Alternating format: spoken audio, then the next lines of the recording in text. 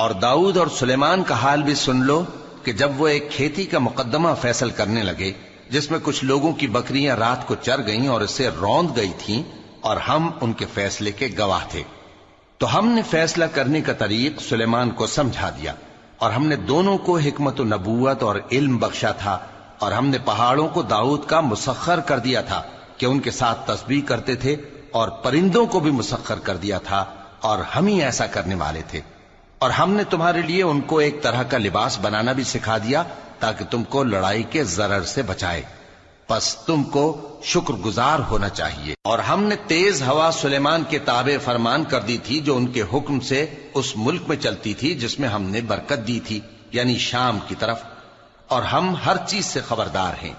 اور بڑے بڑے جنات کو بھی ان کے تابع کر دیا تھا کہ ان میں سے بعض ان کے لیے غوطہ خوری کرتے تھے اور اس کے علاوہ اور کام بھی کرتے تھے، اور ہم ان کے نگہبان تھے۔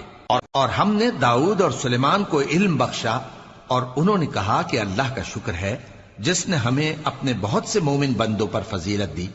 اور سلیمان داؤد کے قائم مقام ہوئے اور کہنے لگے کہ لوگوں، ہمیں اللہ کی طرف سے پرندوں کی بولی سکھائی گئی ہے اور ہر چیز عنایت فرمائی گئی ہے،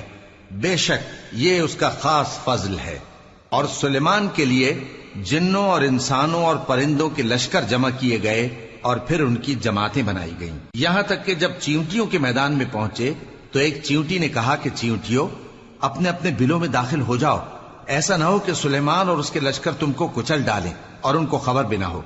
تو وہ اس کی بات سے ہنس پڑے اور کہنے لگے کہ اے پروردگار، مجھے توفیق عنایت کر کہ جو احسان تو نے مجھ پر اور میرے ماں باپ پر کیے ہیں ان کا شکر کروں، اور ایسے نیک کام کروں کہ تو ان سے خوش ہو جائے، اور مجھے اپنی رحمت سے اپنے نیک بندوں میں داخل فرما۔ اور جب انہوں نے پرندوں کا جائزہ لیا تو کہنے لگے،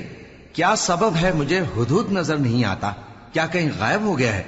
میں اسے سخت سزا دوں گا یا ذبح کر ڈالوں گا، یا میرے سامنے اپنی بے قصوری کی واضح دلیل پیش کرے۔ ابھی تھوڑی ہی دیر ہوئی تھی کہ ہدہد آ موجود ہوا اور کہنے لگا کہ مجھے ایک ایسی چیز معلوم ہوئی ہے جس کی آپ کو خبر نہیں، اور میں آپ کے پاس ملک سبا سے ایک یقینی خبر لے کر آیا ہوں۔ میں نے ایک عورت دیکھی کہ ان لوگوں پر حکومت کرتی ہے اور ہر چیز اسے میسر ہے، اور اس کا ایک شاندار تخت ہے۔ میں نے دیکھا کہ وہ اور اس کی قوم اللہ کو چھوڑ کر آفتاب کو سجدہ کرتے ہیں، اور شیطان نے ان کے اعمال انہیں آراستہ کر دکھائے ہیں اور ان کو رستے سے روک رکھا ہے، پس وہ رستے پر نہیں آتے، اور نہیں سمجھتے ہیں کہ اللہ کو جو آسمانوں اور زمین میں چھپی چیزوں کو ظاہر کر دیتا اور تمہارے پوشیدہ اور ظاہر اعمال کو جانتا ہے،